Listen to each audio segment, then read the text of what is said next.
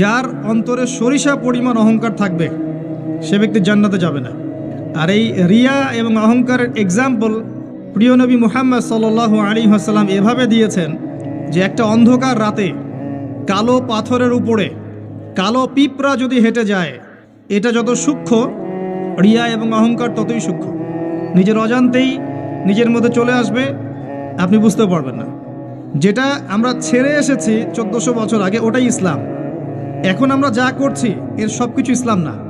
আমরা আমাদের ইসলামিক লেবাস পোশাকে যা করছি এগুলো সব কিছু ইসলাম না। 1400 বছর আগে যা ছিল ওটার নাম ইসলাম, প্রকৃত ইসলাম। এখন পালন করছি কথিত ইসলাম। কীরকম? যেগুলো করতে ভালো লাগে সেগুলো করি, যেগুলো করতে সমস্যা হয় সেগুলো করি না। আল্লাহ পাক সূরা বাকারার মধ্যে বলেছেন 85 এবং 86 নম্বর আয়াতে, বা'দা আউযু বিল্লাহি মিনাশ শাইতানির রাজিম আফাতুমিনুনা বিবা'দিল কিতাব ওয়া তাকফুরুনা বিবা'দ। তবে কি তোমরা আল কোরআনের কিছু অংশকে মানো আর কিছু অংশকে মানো না? আল্লাহর কিতাবের কিছু অংশকে মানো, কিছু অংশকে মানো না।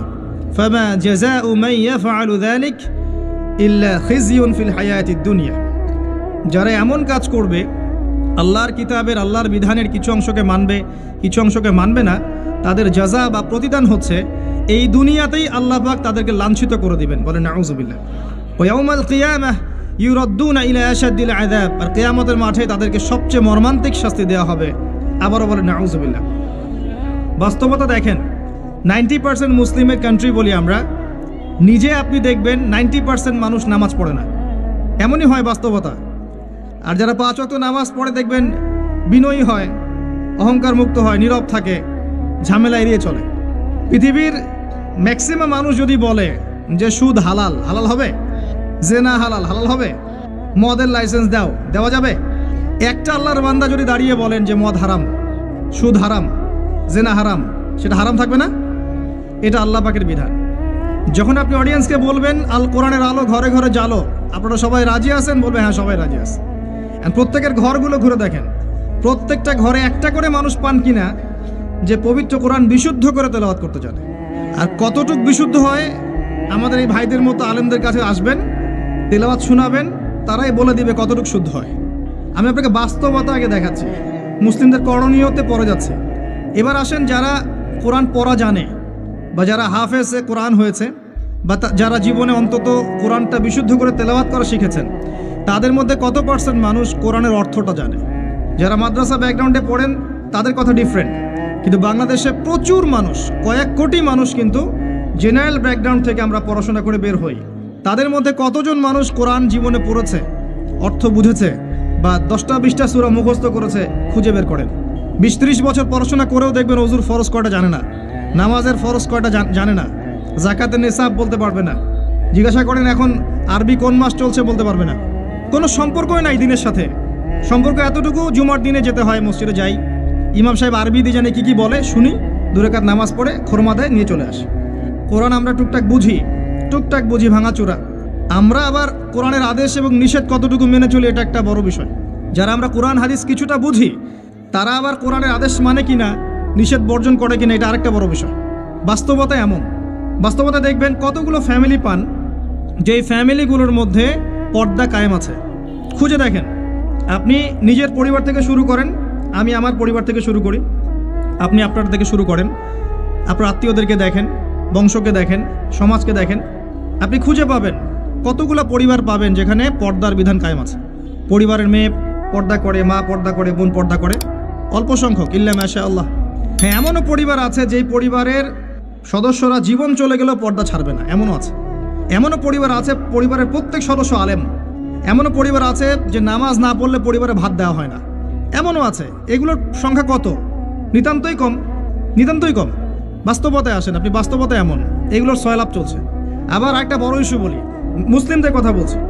আপনি প্রত্যেকটা পরিবারের জরিপ চালিয়ে দেখেন কতগুলো পরিবারে হালাল রিজিক ঢুকছে।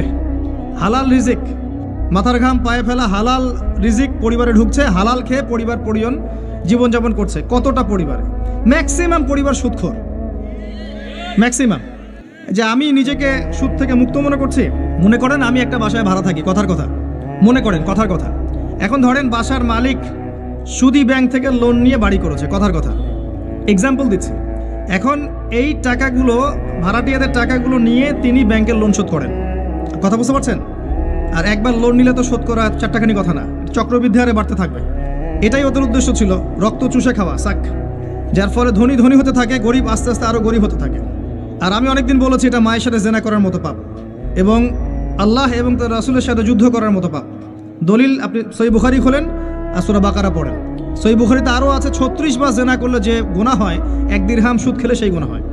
এখন মনে করেন আমি রেন্ট দিচ্ছি বা আরও 10 জন রেন্ট দিচ্ছে, এই রেন্টগুলোকে তিনি একত্রিত করে ঋণ শোধ করছেন সুদের। ইনডাইরেক্টলি, পরোক্ষভাবে আমি নিজেও সুদের সাথে সম্পৃক্ত হয়ে গেলাম। যারা এগুলো থেকে সম্পূর্ণ পবিত্র থাকতে চাবে তাদের গায়েও সুদের ছিটাফোঁটা এসে লাগবে। এটা সেই আখিরুজ্জামান, এটা ওই যুগ না। এই যুগের কথাই নবী সাল্লাল্লাহু আলাইহি ওয়াসাল্লাম হাদিসের মধ্যে বলেছেন, এমন যুগ আসবে যে মানুষের পক্ষে রিবা থেকে বেঁচে থাকে এত দুষ্কর হয়ে যাবে যে যারা বেঁচে থাকতে চাইবে তাদের গায়েও সুদের ছিটাফোঁটা এসে লাগবে। এই হলো সেই যুগ। আর যে খায়, যে দেয়, যে লিখে রাখে, যে সাক্ষী থাকে, 4 শ্রেণীর মানুষকে নবী সাল্লাল্লাহু আলাইহি ওয়াসাল্লাম সমান অপরাধী বলেছে। আমাদের ম্যাক্সিমাম পরিবারগুলোতে যান, দেখবেন সুদের সাথে আমরা সম্পৃক্ত আছি। যতই বলি, ব্যক্তিগত জীবনে দেখবেন, ইবাদত বন্দেগীর জীবনে গিয়ে দেখবেন পাক্কা মুসল্লি, কপালে সেজদার দাগ আছে। অর্থনৈতিক জীবনে গিয়ে দেখবেন পাক্কা সুদখোর, ঘুষখোর, দুর্নীতি করছে, ট্যাক্স ফাঁকি দিচ্ছে বা সরকারের মাল আত্মসাৎ করে খাচ্ছে। প্রচুর সম্পদ আছে আমাদের, আমরা আত্মসাৎ করতে করতে করতে করতে একটা হাতি আসতে আসতে মাছি হয়ে যায়। একটা হাতি উপর থেকে আসতে থাকে, আকাশ থেকে একটা হাতি পড়তে থাকে।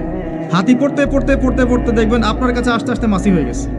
হাতির কান একজন, ডালপালা একজন, নাক একজন, সুর একজন, শিং একজন খেয়ে শেষ করে ফেলছে। বাই দা ওয়ে, হাতির মনে শিং থাকে না, আমি ভুল বলছি, হাতির সুর থাকে। যাই হোক, এটা বাস্তবতা। আবার দেখবেন আমরা অনেকেই ইসলাম ফলো করার নামেও আমাদের বোনদেরকে সম্পত্তি দিচ্ছি না। সুযোগ পেলেই প্রতিবেশীর জমি মেরে খাবো, 1 বিঘত জমিও ছাড় দিব না। সুযোগ পেলেই অন্যের জমি মেরে খাবো, আত্মসাৎ করে খাবো। দেখা যাবে একটা জিনিস মানুষের প্রাপ্য, সেটাকে আমি ঘুরিয়ে ফিরিয়ে নিজের পকেটে ঢুকিয়ে ফেলেছি।